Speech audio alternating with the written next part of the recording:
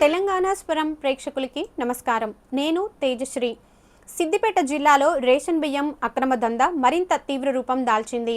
అధికారుల వరుసదాడులు జరుగుతున్నప్పటికీ మాఫియా మాత్రం ఎలాంటి భయం లేకుండా తమ కార్యకలాపాలను కొనసాగిస్తోండడం ఆందోళన కలిగిస్తోంది.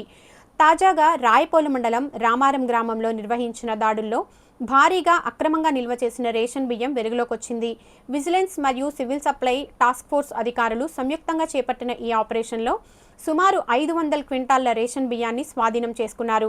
గతంలో కూడా ఇదే ప్రాంతంలో ఇలాంటి ఘటనలు వెలుగులోకి వచ్చినప్పటికీ ప్రధాన నిర్వాహకులపై కఠిన చర్యలు తీసుకోకపోవడం వల్ల ఈ దందా ఆగడం లేదనే విమర్శలు వినిపిస్తున్నాయి.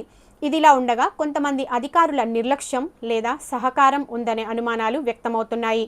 దాడుల సమాచారం ముందుగానే మాఫియాకి చేరుతోందనే ఆరోపణలు పరిస్థితిని మరింత తీవ్రంగా మారుస్తున్నాయి. స్థానికంగా ఈ అక్రమ రవాణా జరుగుతోండగా పోలీసుల పాత్రపైన కూడా ప్రశ్నలు తలెత్తుతున్నాయి.